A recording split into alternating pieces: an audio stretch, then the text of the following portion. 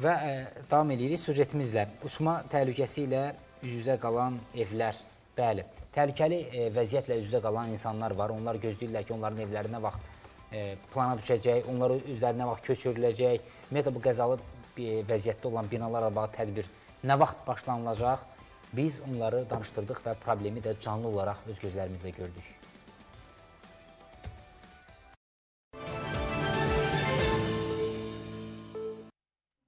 Burada mümkün deyil oğlum yaşamaq.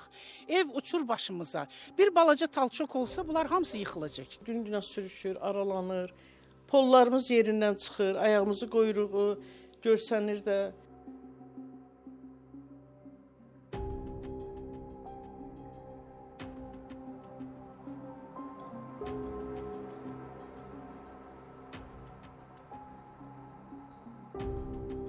Mövzu ilə bağlı çəkilişimizi Xətai rayonu İbrahim Əbilov bina 10 ünvanında davam etdiririk. Qeyd edək ki, hal-hazırda olduğumuz mənzildə yaşayış mövcuddur. Amma çətin şərtlər altında.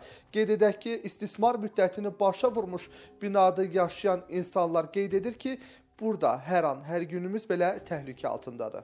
Görürsünüz bizim vəziyyətimiz nə yerdədir. Bax, görürsünüz binalarımız necə tökülür. Burada mümkün deyil oğlum yaşamaq. Ev uçur başımıza. Bir balaca talçok olsa bunlar hamısı yıxılacaq. Külək olanda biz evdə oturmadan qorxuruq. Bir də görürsən ki, səs gəlir evdən. Elə bir ki, yığılırmı, açılırmı, nəsə də divarlar. Belə şey olar. Bir baxıb, bura vapşı baxan yoxdur. Bura elə bir ki, xəritədən silinib bu yer. Baş şəhər İcra Hakimiyyətinə, Fövqəladə Hallar Nazirliyinə, şəxsən mən özüm 3 dəfə məktub yazmışam, lakin heç bir cavab alınmır. Gəlib baxıblar, deyirlər ki, qəzalı vəziyyətdə deyil, yaşaya bilərsiniz. Bizə belə bir söz deyib, çıxıb gediblər. Bir dəfə tüstü çıxırdı buradan. Onun üçün ondan sonra ev qoya bilmirik. Bir yerə çıxmaq istəyirəm, məsələn, çıxa bilmirəm. Qara bir adam evdə olsun. Bacardan qorxuruq. Qrişada yağanda sel axır. Bütün şkaplarımız, qoxunan şkaplar xarab oldu. Aprel ayın 2-sində biz saat 9-10 arasında bir səhər tezdən gördük ki, burada şırıltı gəlir. Bir də gördük ki, tavla üstümüzə söküldü.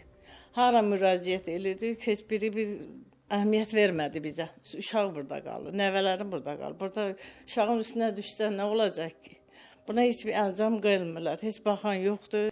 Günü-günə evimiz aznacalı vəziyyətə düşür. Qorxuruq. Kubitli bilmirəm, kərpiç nəsə gün-günə sürüşür, aralanır.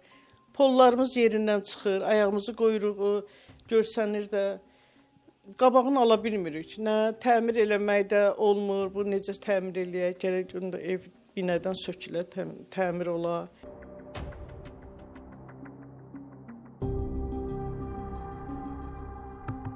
Deməli, qamış evlər vardı ki, vaxtı ilə tikilibdir, baraq formasında olubdur. İndi onların hamısı hissəsiyə. Bunlarda sökülməklə əlaqədar da müxtəlif deməli, layihələr vardı. Bunlardan birisi də elə indi dediyimiz o İbrahim Əbilov küçəsindədir ki, 2 mərtəbəli evlərdir. Təxminən 30-cu illərdə tikilmiş evlərdir ki, onlar da istismar müddətini başa vurubdur.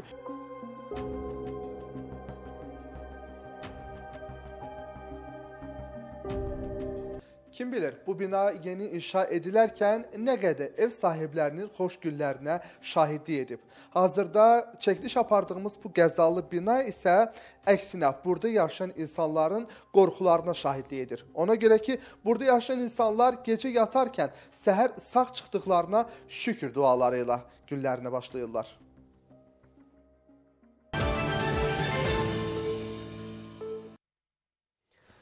Əlbəttə, vəziyyət acınacaqlıdır. Biz qəzalı binalarla bağlı sökünməyə ehtiyacı olan, oradakı insanların köçürülməsinə ehtiyacı olan çox binalar barəsində sujet hazırlamışıq. Demək olar, 2 verilişdən biri belə sujetlərə həsr olunur. Çünki müraciətlər hədsiz çoxdur. Çünki onlar narahatdırlar, haqlıdırlar da.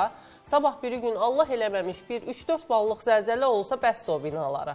Elə mən gücü zəlzələ, heç zəlzələ olmasın. Durduğu yerdə tökülür, yəni qopub tökülür, üstlərinə gəlir divarlar. Yəni buna bir tədbir görülməlidir. Amma məsələnin bir tərəfi də var ki, bu sadəcə icra hakimiyyətinin görə biləcəyi iş deyil. Ona görə də bu binalarla bağlı köklü bir layihələr hazırlanmalıdır. Oradakı insanlar köçürülməlidir. İndi əlbəttə siyahılar tərtib olunur. Binaların sökülməsi ilə bağlı biz burada sadaladıq hansı ərazilərdə, elə Xətai rayonunda var idi o siyahıda. binalar söküləcək də, yeniləri də əvəzlənəcək. Sadəcə ehtiyac çoxdur deyə. İnşallah ki, bu işləri sürətləndirərlər, o siyahıları genişləndirərlər.